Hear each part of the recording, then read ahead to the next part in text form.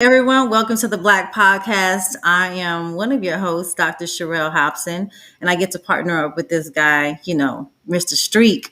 So I'm just excited about the Black Podcast and the type of people and guests that we get to come on this show. When we first started a year ago, it was just an idea, right? It was something that you feel in your spirit. I was asleep and I woke up thinking, I would like to do a podcast. I called my partner. I said, what do you think about us doing this? He jumps on it. We make it happen. And so here we are on the Black Podcast every Thursday. We'll be celebrating a year coming up in this August. And so I'm just so grateful and excited about the type of relationships that we have built over the past year, because that's what the Black Podcast is about, making sure that we build those relevant relationships. So we really thank you for supporting us. And make sure that you do your job, especially today, sharing the video, because again, you never know who's in your circle that may need to hear from our guest. You may not think you need the story, or you may feel like you're where you need to be, but you never know who's in your circle that you need to influence and give, pass information on. I have been in education for 16 years, and my background is also athletics. And there were certain issues and challenges that I found that our young Black males really face as they go through that system of athletics and education. And I knew that the only way that there was going to be a change is if I created. And so through that, I was able to create a model called Win with Why, where I help to coach coaches on how to create a safe and productive environment or space for our young Black males, in particular in athletics. And I went on and got my doctorates, where I validated that that model, Win with Why, where we help to really understand what are this purpose behind why our athletes or our young Black males are doing what they're doing. And then from there, I was able to connect with Mr. Street, who has the background in social work. And so from there, we were able to create our company called HSBA, which is the parent of the Black Podcast. So we want to thank you for continuing to support that. And I really want you to listen to the message and understand that our young Black males need us. Our Black community need us. They need to see us in those relevant relationships. They need to see us working together. We need to partner up as different organizations and make sure that we can make an impact on the masses. So I'm just going to finish with my little speech on the Black Podcast and my introduction. But I want to remind you that it's your responsibility to share this video. Make sure you're sharing this video and the content that we have on the Black Podcast. So thank you for tuning in. Well, every single week, I try to tie in how I introduce myself in relation to the guests that we have. And I date back to when I was working in child welfare in Miami, Florida. And I started hearing about these teenagers aging out of the system and not having any direction to make that successful transition into adulthood. So I decided, you know what? I'm not going to sit back and keep asking, okay, what can we do? What can we do? How about what can I do? So that's why when I came back to Mississippi in 2015, I started my own company, where I started to partner up with various different other companies to generate revenue to go towards the development and sustainability of mentoring programs, specifically for, some of our most impoverished Black communities across here in Mississippi.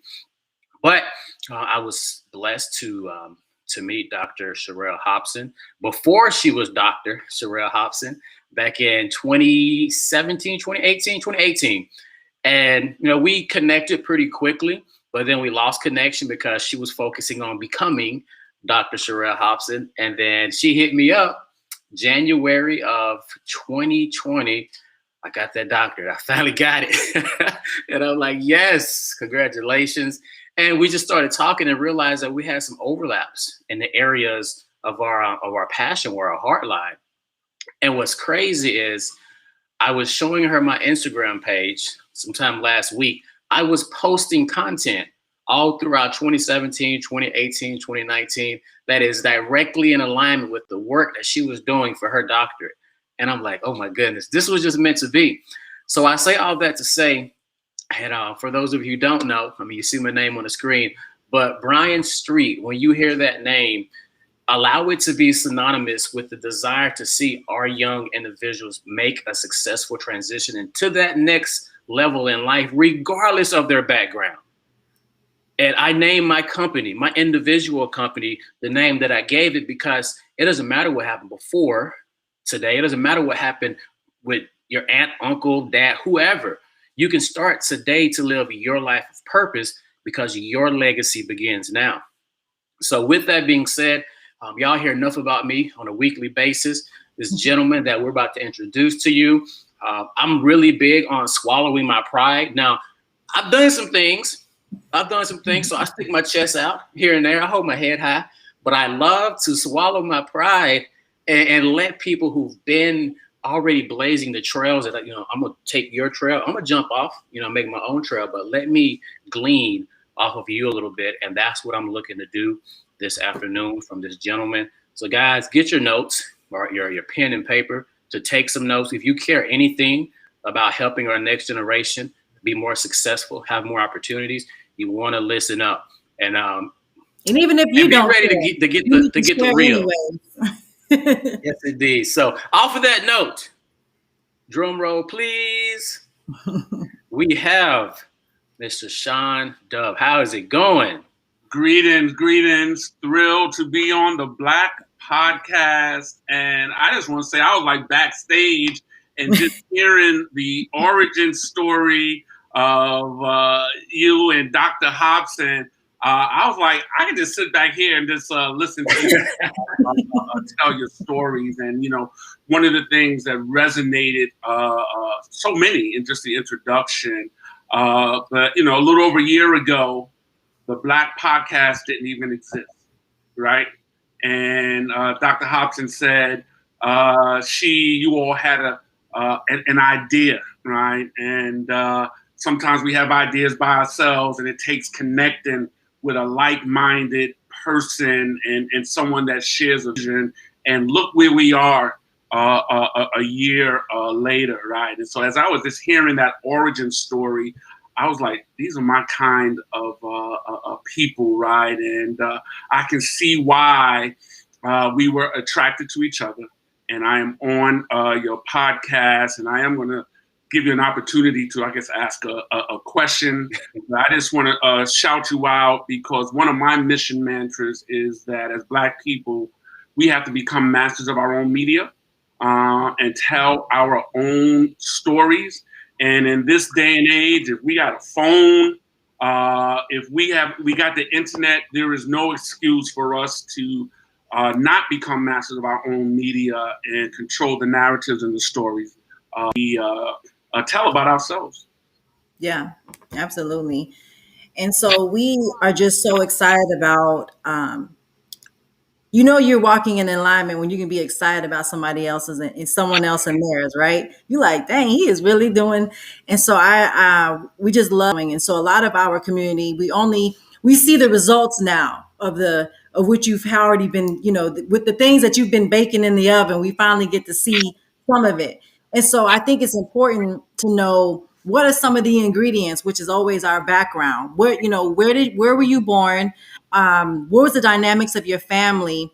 And then we can just start working our way up. But if you can just let the audience know who you are and where you're from and the dynamics of your family and how you grew up. Well, we can take up 2 hours. That's like a marathon. The short version.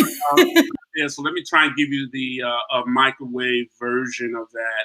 And I would say the most important line of my bio is the bottom line. I'm married to my divine mate, Desiree, of 27 years. And I'm the father of Nia, Maya, Cameron, and Caleb, my adulting children. So I ask you for your prayers. And this is my second marriage, right? And I know that this is not a conversation around relationships and marriage. You can bring me back when you do have that topic, because sometimes you got to find out what you don't want in order to find out what you do want when it comes to relationships and maturity and growing. And so I'm a native New Yorker, lived in every borough except for Staten Island, currently reside in New Jersey, born to a single mom, Deanna Durham, from Jamaica, Kingston, Jamaica. My mother was a dancer. She was very creative. She was a seamstress. Used to sew my clothes and send me to school with a pleather vest, powder blue jumpsuits, and things like that from the picture day. And she met my father. They were both dancers, right? And my mother and father were never together, never married, never woke up one day to say, good morning, Dad, right? And, that was just part of my story. And early on, my mother, with her being really career-minded and being a professional, she worked for 35 years for the Social Security Administration. She needed to find some childcare for me. We were living at this time in the South Bronx on 174th Street and Bryant Avenue. And she found this woman named Lillian Smith, who was like a big mama type and took care of other children, right? We were social entrepreneurs and entrepreneurial long before that term was created. And in my early years, I spent my weeks on 119th Street and Lenox Avenue in Harlem with my godmother, Lau. And I also have a PhD, and that's from UCLA, and that's from the university on the corner of Lenox Avenue, right? And I got some lessons to share from the university in the corner of Lenox Avenue. But I don't know if you ever saw the film Lackawanna Blues with Hill Harper. And it was a story of a young man coming of age, and he lived in a boarding house. And so my godmother, Lau, she ran numbers with Nicky Barnes' father, Roy Barnes. And Nicky Barnes is this infamous drug dealer in Harlem. And so characters coming through the house, the apartment to play numbers. Once a month, there was a big card game. And this was one of those big Harlem apartments. There was Mr. Archie, who was one of the boarders, and no matter what the number was that day, Mr. Archie in his Bajan accent, if it was 317 and he didn't hit, he was like, every day I was going to play that number 317, right? And so and there was this real sense of community, right? I was a child born in the cradle of the civil rights movement, 1962. I know I don't look like it, but I'm knocking on the door of 59 years old. And in Harlem, there was this real sense of community, an extended community. Yes, there was drugs. Yes, there was violence, but I felt that there was a safety. And my mother and I moved, began living together full time when I moved to 5th grade, got involved in a youth program, but at 5th grade, I was what you call a latchkey kid, right? I was on my own. My mother was working. I had my own key. I remember that day vividly, getting my own key to the apartment. It was a color. It was like a red key. And I started hanging out. And it was basketball and me deciding that I wanted to hang out on the corner of 80th Street and Amsterdam Avenue and sell loose joints. Didn't have to do that, but that's what, my friends were doing, right? And at a very young age, began experimenting with, drugs and alcohol. And I'm trying to microwave this, a transformational moment for me was I started my first 2 years of high school in a school called Brooklyn Technical High School in New York City. Thought I wanted to be an architect. Got in these technical drafting classes and decided I did not have the skill set for that. But this youth program that I was involved with called the Dome Project, where I first began to play basketball, organized basketball. Our coach, a guy by the name of John Simon, before we got on the basketball court, he made the team read out loud in a circle.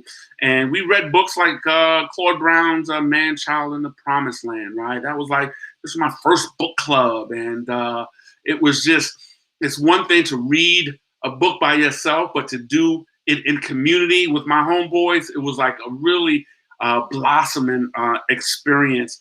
And through the Dome Project, I got a scholarship to go to a prep school in Massachusetts, which was a real culture shift and shock for me. I went from Brooklyn Tech, a school in Fort Greene, Brooklyn, 6,000 students, to this campus-like school in Groton, Massachusetts, where there were 300 students and 12 African Americans, right? And so that was a whole navigation. And it was at that school, and I know, Dr. Hobson, you talk about sports, but up until that point, I derived my confidence through a corner jump shot.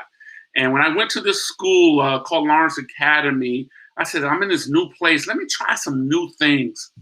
And poetry was listed as a class offering. Now, mind you, this was 1978.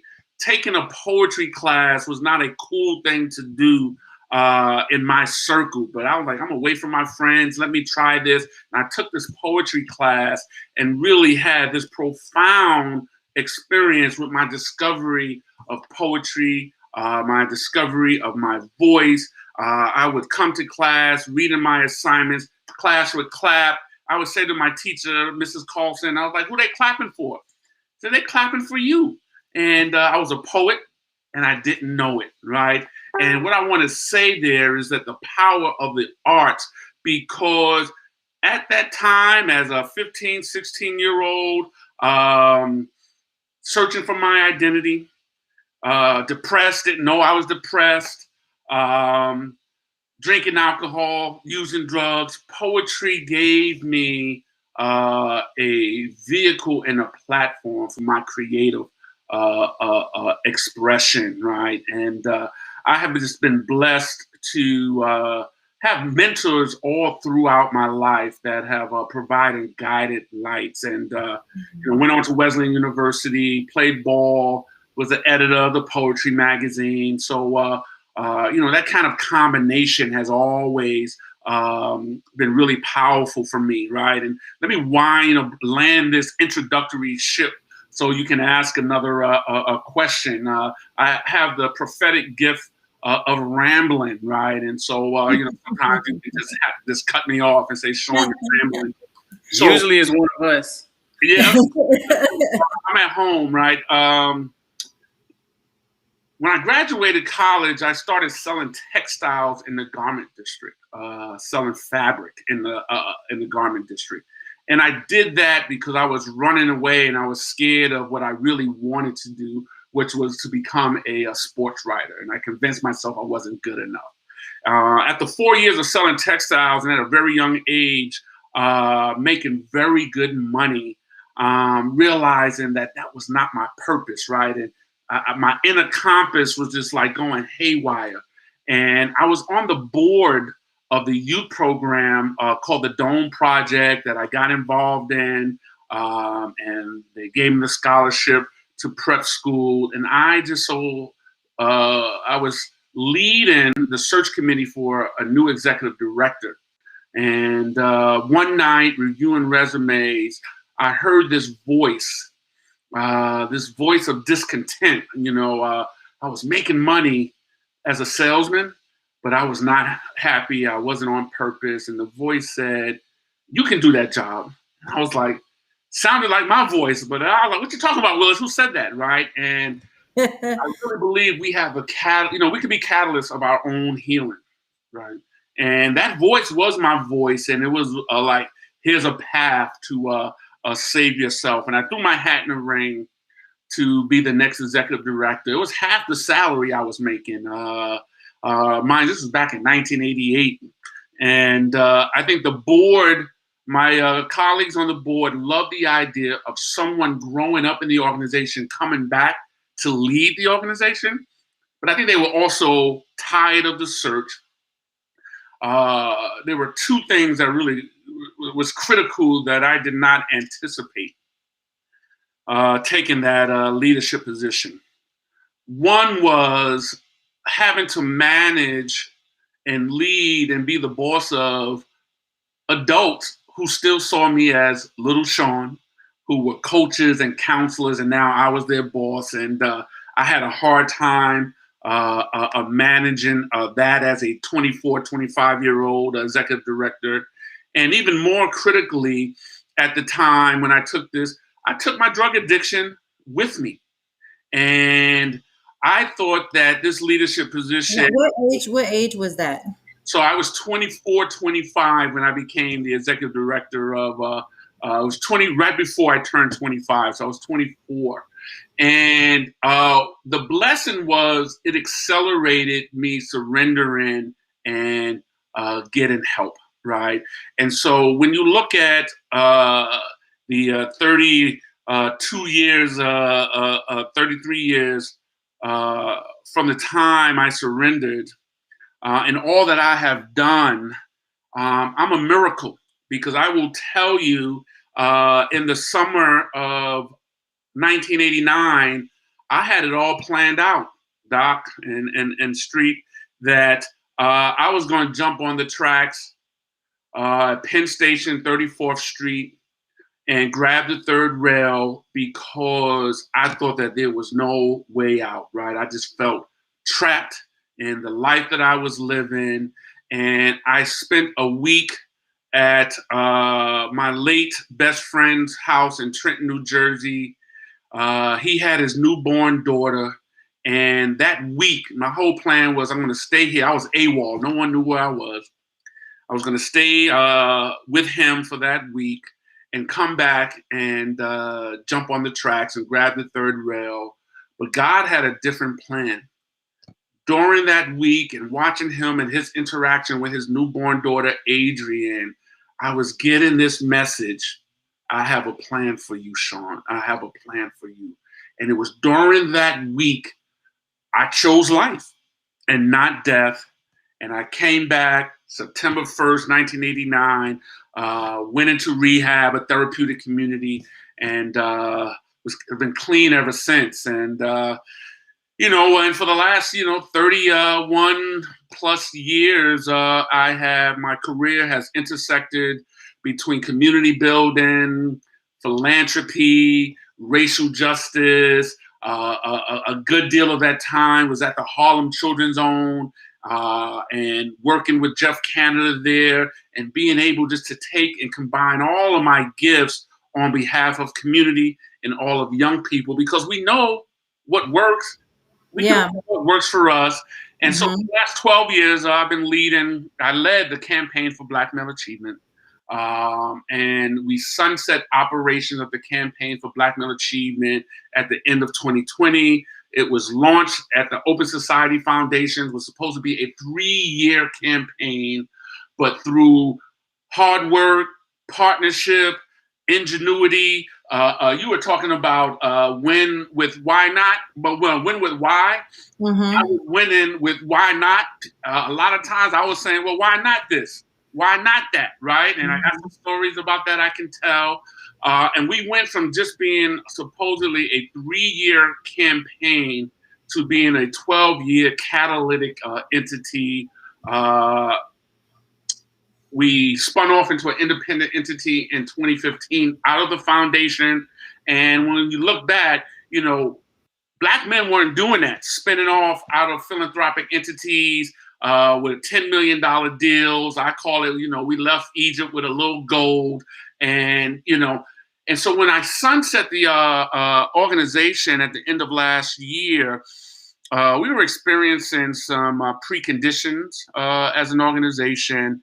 I had to, and you talked about narrative, I had to shift the narrative in my head, because I thought that, damn, Shawn, you failed.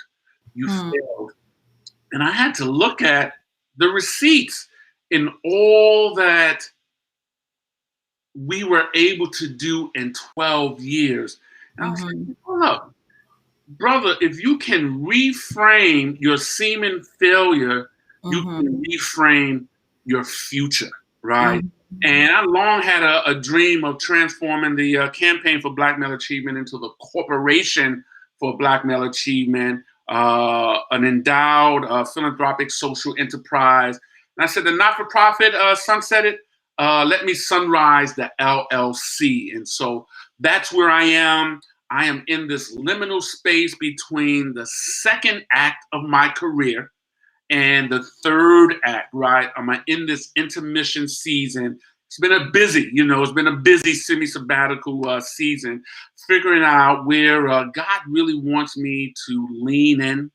I know that writing, speaking, publishing, community building on behalf of Black men and boys and the broader Black community is where my purpose is. And that's what I will be doing, right? And so I'm running out of breath, so I'm going to just stop there. Well, we are so glad that you shared that story, because again, a lot of us don't get to know that background, and those stories aren't so important. I I've always been, like I said, in athletics. I was a college athlete, and then I started to coach. And I remember in that coaching, in my space of coaching, I started seeing different challenges and issues that my athletes were encountered with. Also, I was seeing a lot of things that kept repeating, and what was repeating was the cycle of these young Black males who we hear about them doing so great, and then you don't hear about them anymore. And so I knew then that I had that passion for them. Mm. But it wasn't until my passion started to turn into my purpose when I lost my brother at 20. My brother was 27. And he was that guy. He was that athlete. He was, the star. People loved him. Everybody was attracted to him. He was just that guy. But I feel like, you can die of depression silently, because we're so taught to keep pushing, to keep going, to keep pushing, keep to going. And so that's when I knew, I left everything that I had in El Paso, and I decided to move out here in Houston. And I thought to myself, okay, I'm going to continue to coach because that is what my purpose is. But like you, hearing that voice, it was like, you're not going to be coaching. You're going to be speaking. You're going to be, and I'm like, I don't want to be talking to people like that. I don't even be dealing with people like that, and next thing you know, I'm in Thailand somewhere, staying on this stage or talking to this person. And so I say all that to say, a lot of times you have that, what I always describe as, like in the Bible where Jesus on his way to go save the little girl that was dying, and everybody was pushing him to go do one thing. Mm. Cool that he stopped in the middle of what he was doing to take care of that woman. And so I always feel like in our lives, we have things that people push us to do. Oh man, Dove, you're really good at this. You're really good at that. You're really good at this. But it's that one thing that you have that continue to pull on you. And that's where you find, that your greatest gift is that when you decide to stop in the middle of what everybody's pushing you to do, to actually pay attention to that pull. And so I want you to talk about, being in that space where not only do you see something be a challenge, but you've had your own challenges in your life. But thank God you have mentors, like you said, you have people in your circle. We have so many young men who don't have that. And a lot of times, well, I'm gonna take that back. They have it, where they may not know where to go to get it. They may not have enough energy or enough confidence, enough resources to find it. Because yes, we're out there, but are we in a place where they can see us, where they can reach us, where they can touch us? And also, are we willing that if they don't come to us, are we willing to go get them? And so, wow. I just feel like it's important. And I think that a lot of times we have that situation where, in particular in the education system, where we're so quick to say, this is inclusion and everybody has an opportunity. But I tell them that the opportunity is not always presented the same. And sometimes it's our responsibility to go out and give. So as you work in your space right now of continuing to operate in your purpose, how has that level of you going from, okay, I'm in transition, because you had a lot of transitioning, right? So you went from working one job, doing one thing, to transitioning to something and then moving on to something else. And now you're sitting across from the President Obama, it's like, how did you get from, what was that transition like mentally to go from one space to I'm sitting in front of the president?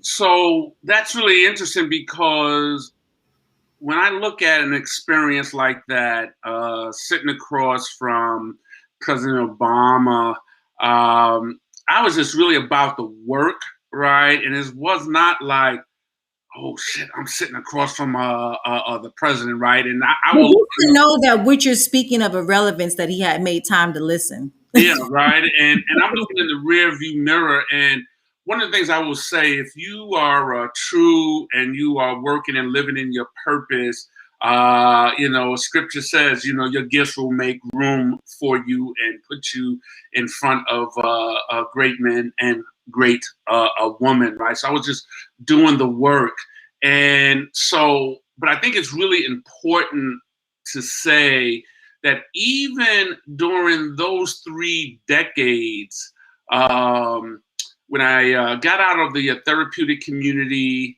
and went to work for an organization called Revson Centers for Children and Families, and which became the Harlem Children's Zone, I was still in this performative space, right? Because me resigning from, the child protege, resigning from the Dome Project, it was a really public, a public thing, right? And so, in hindsight, I realized I was like, I wanted to prove that I was this leader, and that's the athletic side in you. Yep.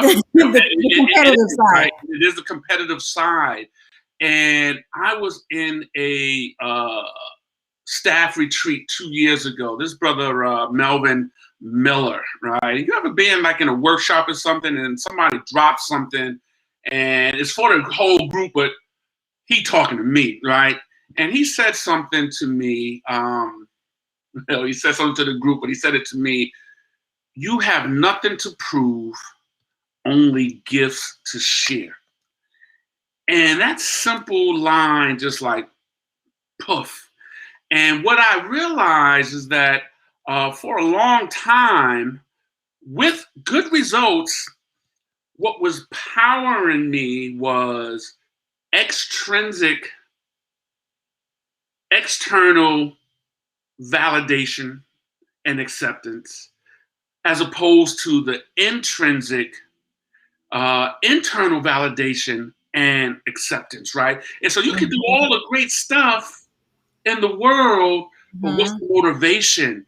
And I would say, so mentoring is important, executive coaching is important, therapy is important as well. Every week I am in therapy, and one of the things that I like to advocate to and for Black men, that your vulnerability is your strength. Being and saying I need help is a sign of an aware and an enlightened individual. Yeah. And I learned that therapy is not about fixing anything that is broken in us. It is about uncovering and discovering new ways to live, right? And so I think that's really important. Yeah. And what I have learned in this season with one working, moving forward with my purpose and mission. Look, Black men and boys want what everybody else wants as humans, right? We all want love, safety, and belonging. At the end of the day, we want love, safety, and belonging. And to your point earlier, we can't the whole notion of build it and they will come. No, we have to go where we are. And sometimes it has to be through athletics, through hip hop. I will send you, there are 2 individuals that immediately come to mind. Brother Dr. Abari Cartman out of Chicago, who is a therapist and uses Afrocentric approaches to therapy and African drums. You got to get him on the show. Brother Dr. Shawn, who is out of San Francisco State University and has done a lot of writing, publishing, and building around creating healing centers. And what our young brothers have said to us is, we are more than our trauma. Absolutely. We are, what about our aspirations? What about Absolutely. what we want to do? And there's another brother, Travian Shorters, who runs Be Me Community and has this framework of asset-based narrative change that you got to get on your show, right? And Okay. we are doing some amazing things. I don't want to hear anything about Black men are not doing anything. Absolutely. And, when I saw the title of this session about Take the Torch, my first reaction was, we are already the torch, right? We have the torch already, right? And you know that my leadership mission mantra is that, there's no cavalry coming to save the day in our communities, that we are the iconic leaders that we have been waiting for, curators of the change we're seeking to see. And that last piece, at least for me, is really important. God has told me, Shawn, Negro, don't ask me for one new idea. Yeah. Yeah. I've given and downloaded enough in you. Curate that. Yeah. All that I've already given you and repurpose all that I've already given you. And so much of what I am doing in this space now, and some of it has rediscovering my poetry, rediscovering my purpose around writing and publishing, a book coming out. And I think it's really important for me to lift up for brothers that are listening, right? That may be struggling, might be in pain. Data is showing that young Black men are committing suicide at alarming rates, and our young Black children, men and women, and even in my age group, folks are getting to midlife and beyond and just quitting. There was power in your story, right? There's power in our stories, and I think we don't need road maps and game plans and blueprints. What we need really is a compass, right? We need compasses that help us lead us to our true north. And the first a key to our compass is really about self-awareness. And self-awareness is really about, who am I? Who am I? What are my stories? Nobody's there. That's true. And we got to stop asking brothers, what's wrong with you? And start asking, what happened to you? And creating a safe space. And usually it's a safe space when, well, not always, but it should be a safe space when you ask that question, what happened to you, and allowing that story to be told, right? And I was sharing with you my Harlem, UCLA, University in the corner of Lenox Avenue. And for all of my life, I used to have this Harlem resiliency story about, and I write about this in the book, the first day I traveled the trains, New York City subway, by myself. I was 9 years old. It was 2 days after Christmas.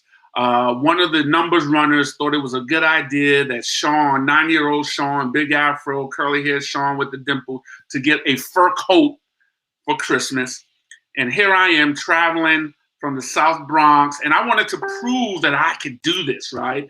And I had a round trip from the Bronx to Harlem and back.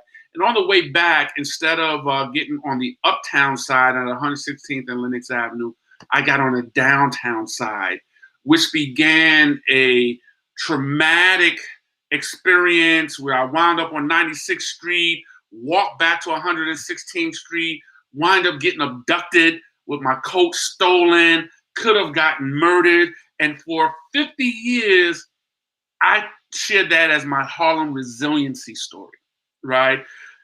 Around the table with the kids, right? It was the Shawn kidnap story, or the Shawn fur coat story. And that was my badge of honor, right? That, from Harlem, I survived that. It wasn't until I was 56, 57 years old in therapy where I realized that two things could be true. Yes, Shawn, that was your Harlem resiliency story, but guess what? That was also trauma. And it wasn't until I was able to look at that experience differently and admit and say, you know what, that was a traumatic experience. I will tell you that I've cried more as a 57 and 58-year-old than I did as a 9-year-old, and then begin to unpack how that traumatic experience impact just my development, my choices. And so that's why I say we need compasses and Yeah. our stories and creating spaces like you're doing right now with the Black Podcast for us to tell our stories, right? And there is a brother that's listening right now. They're on their own platform Yeah. and deciding whether or not they're going to jump and grab the third rail. And Yeah. I just want to say, brother, hold on. There is a power, there is strength in your story, that there is someone waiting Yeah. and needing and praying for your gift and your purpose. And I think if I would have jumped on all the stuff all the things that you listed that made me a viable guest on your story, all of that would not have happened if Yeah. I would have given up at that time, right? And so, wanted to share that. And I don't know how much time I do want to talk about midwives when I do get a chance, and that Okay. how we often, people talk about a midlife crisis, but I think so many men suffer from a midwife crisis, not a Yeah. midlife crisis. But I'm gonna stop there. Well, we definitely gonna make sure you jump into that. But I appreciate the fact that you continue to talk about the importance of your mental space, your mental health. We have carried, which has been trauma for us, especially as Black women as well. The trauma of the stigma of the strong Black woman. You know, and so it wasn't until my brother passed that when I started to see my counselor, a grieving counselor. I went to her for grieving, and I say all that to say that I realized instead of going to her already when I had a breakdown or already when I'm about to have an episode, it was like I realized that you are my personal trainer for my mental health. So I have to see you every 2 weeks. Even if it's times I see her, then she's like, how'd your last 2 weeks go? Good. Feel great. Okay, well, I challenge you to this or I challenge you to that. But Mhm. one thing that you said, that really that you spoke on, that she spoke to me, she said, you cannot measure your happiness or your joy on accomplishments. You have set to do all these things and you've already accomplished it. Now you have to deal with you Yep. because you've already reached all the goals that you have placed. And so I think it's so important, we talk about that within our community, because when you talk about that trauma of being on that, being known as the Shawn that had the fur coat that got kidnapped and all those things, you carried that trauma throughout your entire life, but not even knowing that it was trauma. And I think about a lot of our young Black males when we talk about education, when we have these young men, in a class, and I've worked in all spaces of education, you'll have a Caucasian kid that is jumping around, running around, jumping on stuff, loud, not sitting down, not attentive, and he's just being a kid. He's just being a kid. He's just a boy, you Yep. know. You got that same kid in a different body, jumping all over the things, sliding on the floor, and something's wrong with him. He needs to get on this pill, or he needs to go talk to this teacher or that teacher. They take that kid and they stick him in a room, right? And I always tell this story that I remember this young boy where he got stuck in the special, like in the resource classes, and he used to be late every day. The teachers used to get mad at him because he was late every day to class, and I had to go talk on his behalf. But he was late every single day to class because he would wait for everyone to pass in the hallways to get to class before he would walk into his class because he knew people would see that he's going into the special education class. And he would stall, he'll go to the bathroom, and everybody, why are you walking in the hallways? And I would see him like, why aren't you walking to class? And finally, I saw him one time where everybody finally got to class and he walked in backwards into the door. And I thought, that boy don't belong in that classroom. And he knows he doesn't belong in that classroom. But the problem with that is that a lot of our parents are not educated on what that means to your son or daughter when they're placed in those type of environments. You got to think about being in a place where every day someone's telling you that you have a learning disability. Every day someone's telling you that you're stupid. Every day someone is telling you that you're retarded. Every day someone's telling you that you can't read. People are telling you this every single day. You start believing that that's who you are. And that trauma follows them for the rest of their lives because nobody ever takes the time to help them because they have been taught at 9 years old, like you were, that trauma that you had, that, oh, you can't read anyway. So don't bother with a book. And we carry that trauma in our community. You tell that story of the young man. I think of Carter G. Woodson in The Miseducation of the Negro, where he says, if you are repeatedly told that you as a Black person have to enter the back door, if you are told that enough times, you get to a certain point where we don't have to tell you that anymore. You start asking where the back door is, right? Mm-hmm. And so much of the work, and that's why it's so important that we have educators that actually love Black children, are not afraid of Black children. And there's a whole movement, and especially when we talk about Black male teachers, and I got about 5 more referrals I can make for your the Black podcast that are it's a cohort of Black male teachers that are really creating affirmative spaces and approaches for not only just Black boys, but Black girls as well, right? And we know when we are affirmed, we know when there's an adult that loves us or looks down at us. And the thing about it also, when we're looking at, what you just described, that young man had creativity, ingenuity, and you said he knew he did not belong there, right? There is this whole notion of the power of positive deviancy that says that the solution to the world's most intractable problems lies in the hands, the heads, and the hearts of the very community leaders and residents and individuals that we sometimes, as professionals and experts, paratroop into communities trying to come up with prescriptions that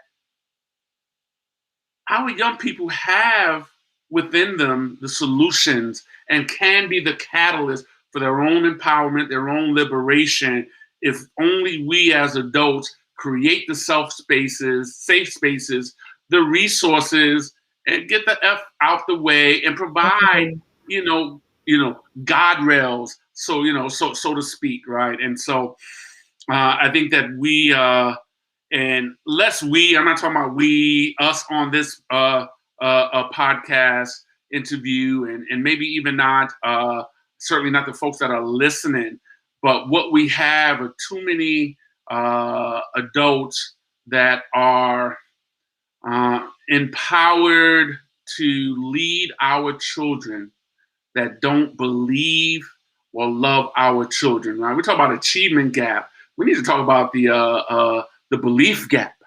Do you believe in Black children? Right? Do you believe in Black boys? Do you believe in our potential? And I always say, Black men and boys, we don't need saviors. We need believers. And there is nothing like somebody believing in you, even when or until more than you believe in yourself. You can believe in yourself. Yeah. Sometimes you just need that extra. I listen, I sit back and I listen to everything that you've been sharing. And I keep going back to what you mentioned at the beginning. We have to master our own media. We have to. And I'm not sure how familiar you are with Dr. Claude Anderson, Yes. but he speaks on the 5-story building to rebuilding the Black community. And that's one of the stories, one of the floors is our own media. Because when the only thing that we hear about ourselves is a negative, which the mainstream media is portraying, we don't hear the story of Mr. Shawn Dove becoming who he has become. All we hear is a story that he actually took his life. That's the only thing that they're going to put out there. So one of the areas that I often speak on is changing your environment when it comes to getting to where you want to get to in life. And you don't always have to change your physical environment, but change what's going in your ears, change what you're watching. And when we can be the portrayers, when we can deliver the media to our community, they can see the greatness, they can see the accomplishment more often, and that will enhance their belief. And that's one of the things that we have to realize as a people is when we can take control or take more control over what is being presented and how it's being presented to our youth, that's when we can really empower them to be all that they can be. I'm actually going to be doing a session next week on homeschooling. And we're going to speak on how homeschooling impacted a lot of parents over this past year. And I'm going to be speaking to how it allowed me to be more part of my children's education. I could hear the things that for my son, he did virtual, but my daughter, I just straight up homeschooled her. So with my son, I could hear the things that his teacher was talking about in history class. And I'm like, nope, that's just half the story. What actually happened was X, Y, Z. And then with my daughter, things that they would never teach them. Look, this is actually where this comes from. So being a part of and changing that narrative can really help them understand and believe so much more in themselves. And I'm just glad that you mentioned that, mastering your own media, because like you said, that story, I'm just thinking about that story. All that the mainstream would have heard was the negative. Now, were you homeschooling your daughter before the pandemic, or the pandemic ignited that? I wasn't.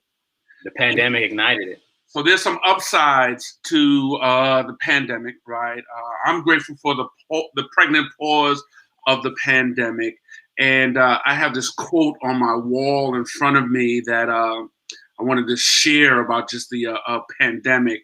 And it's a quote from Arundhati Roy, Indian female novelist. And what she says is, historically, pandemics have forced humans to break with the past and imagine their world anew. Wow. This one is no different. It is a portal, a gateway between one world and the next. When this sister from Oakland, Precious Stroud, sent me that quote, and the timeliness of it, of sunsetting, the campaign for Black male achievement, and stepping into this intermission space and saying, as horrific as this pandemic has been, there's been so much loss, right? And we've lost so many elders.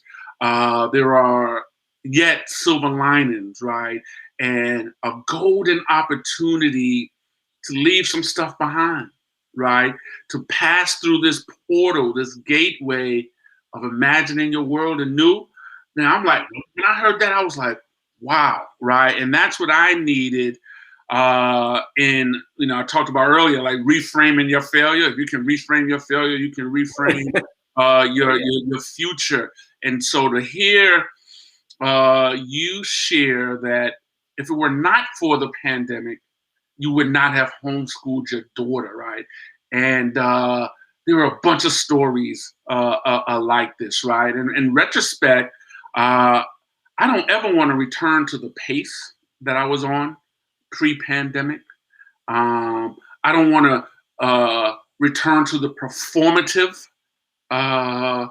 external, extrinsic validation space that I was pre-pandemic. And so there's a whole list of blessings for me coming out of the pandemic, right?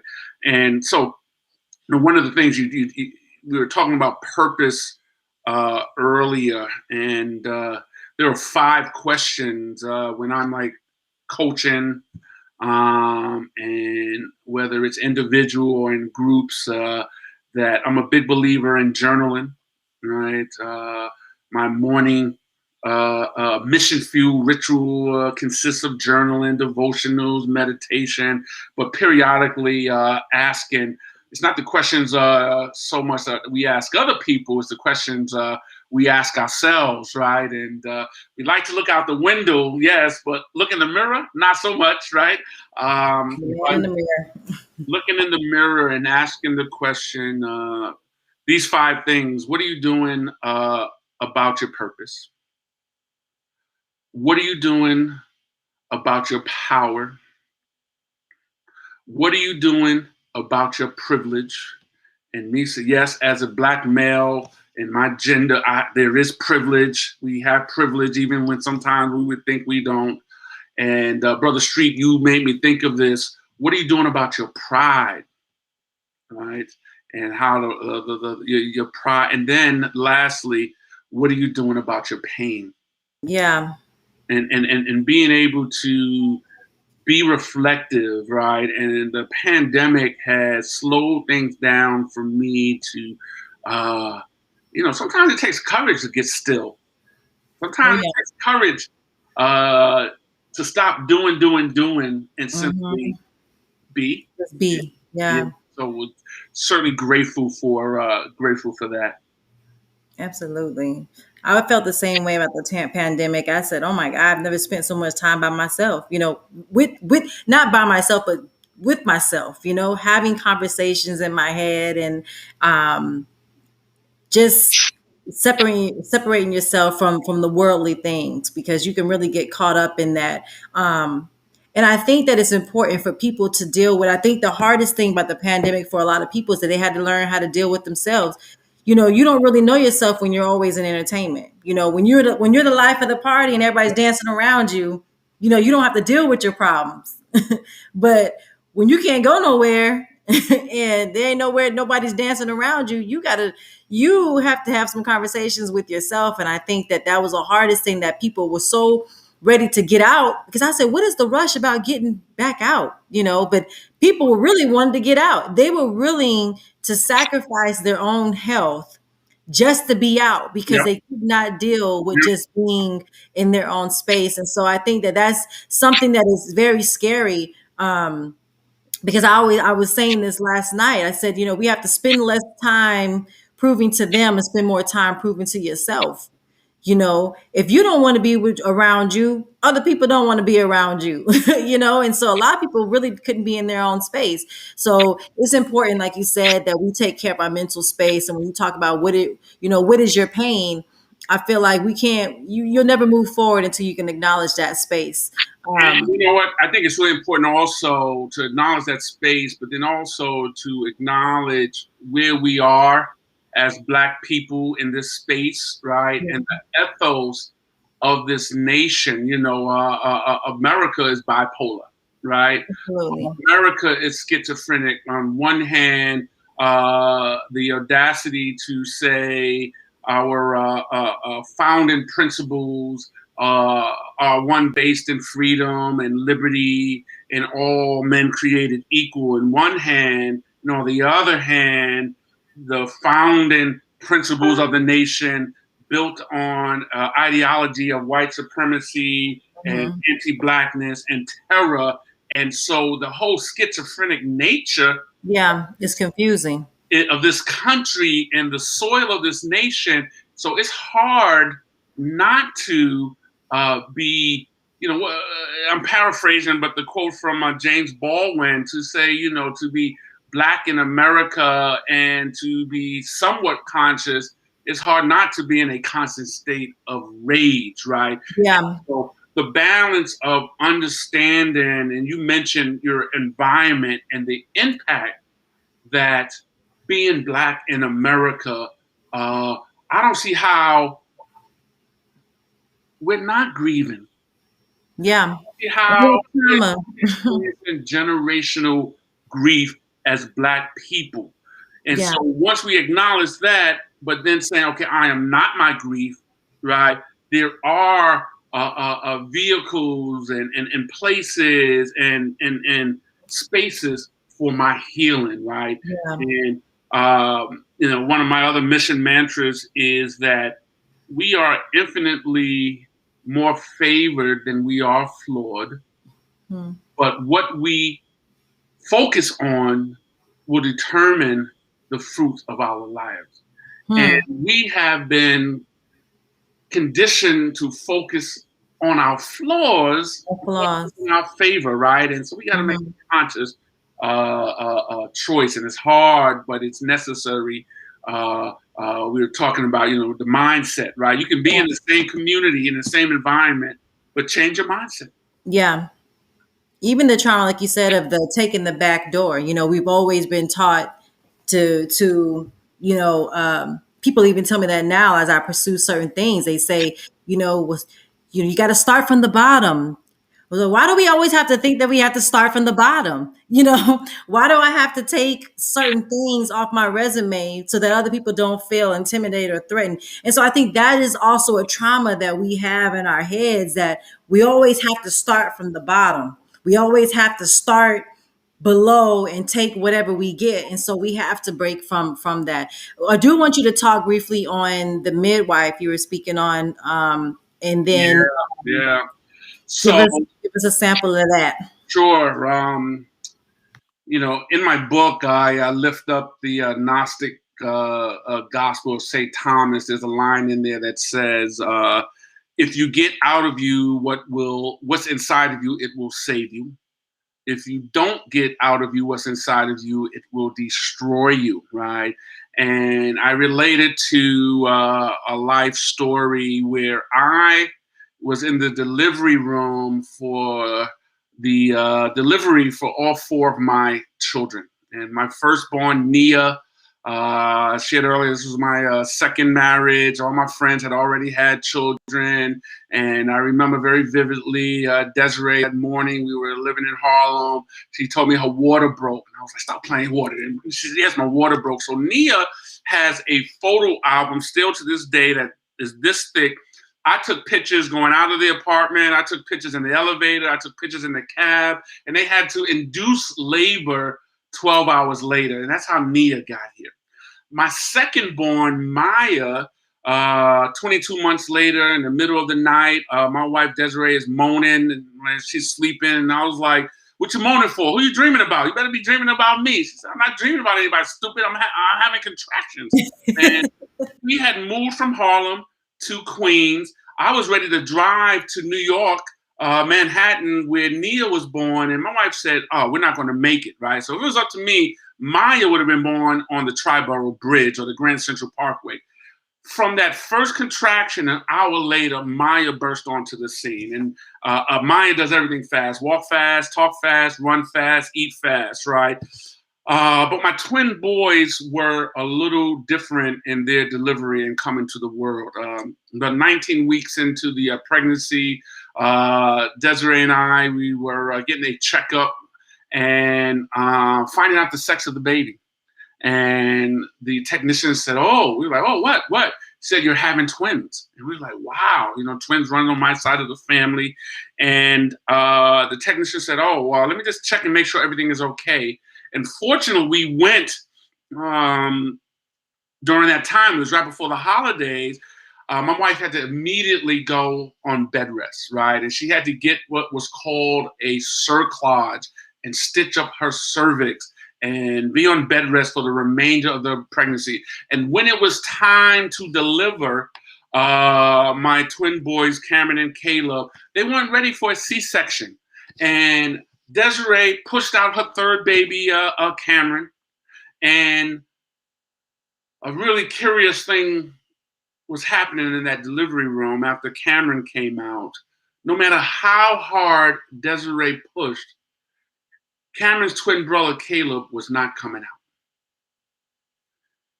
She done pushed out 3 babies already. And Caleb was what you call breech. He was turned around in the womb, and he was feet first. And so Desiree was pushing and pushing, and no matter how hard she pushed, just biologically, anatomically, Caleb wasn't coming through this birth canal, and it wasn't ready for a C-section. 9 minutes after his twin brother Cameron was pushed out, Caleb's vital signs began to drop. And the doctor said, I have no other choice but to go in and pull him out, right? And had to pull Caleb out feet first. And my wife, I'm there, and she dug her nail. She still reminds me that it was the most painful thing that she ever experienced. And Caleb made it, right? Him and his twin brother are 19 years old now, right? Pray for me. But what I learned in that moment, that we have all pushed out some dope stuff in our lives and over our careers, right? What I realized is the thing that God really wants us to deliver to the world is that we have to get vulnerable and go to somebody and say, I got something inside of me and I need your help to pull it out. And for often, we are, particularly men, we don't want to ask for help. We don't want to get into emotional, spiritual stirrups, so to speak, and be open and allow others to pull out of us what we've been pushing and can't get out. And I see so many brothers, and I got a brother in my circle, Wayne Dawson, who leads a VIP transformational living, that's working specifically with brothers in their 40s and 50s that got something inside of them that they've been trying to push out and don't know that they will never push it out alone.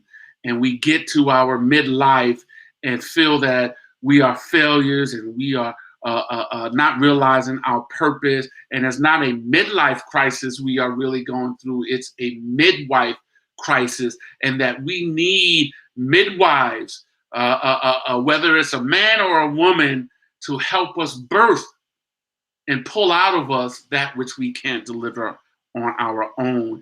And so in so many ways, that's my mission and that's my purpose, to help individuals, and specifically Black men and boys, to give birth to those breech dreams, breech hopes and aspirations that are inside of them. And that only happens until we get in a community of midwives, in a circle of midwives and doulas and folks that can get out of us what's in us. No matter what you did, I don't care what the dope stuff is. Yeah. There's something inside of you that you are not going to get out. Every gift that you have is relevant. Yeah. So I have never heard that analogy. That is such a powerful analogy. Yeah. And so, thank you for, all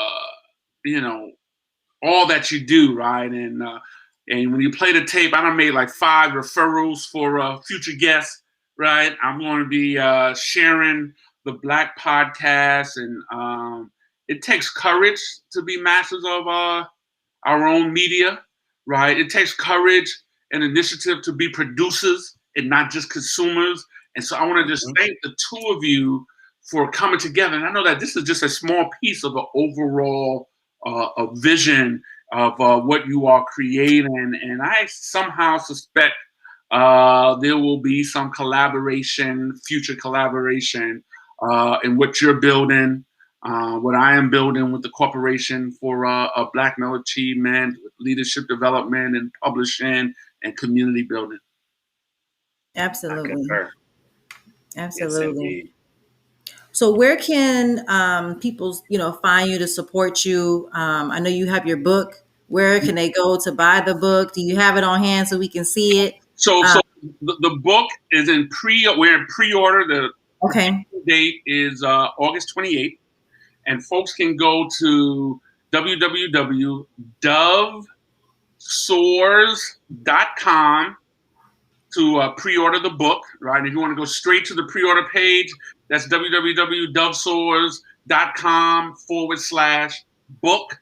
It's written as my co-author, Nick Childs. I can be reached at Shawn at dovesores.com. On Twitter, I am at Dovesores, and on Instagram, Shawn, SHAWN _Dove, Shawn _Dove. And those are the sandboxes, the social media sandboxes that I play in the most, and also LinkedIn at Shawn Dove, SHAWNDOVE. Awesome. Yes. Thank you so much for that. And I'm just speechless. I mean, you just continue to do what you're doing, and I thank you for your vulnerability.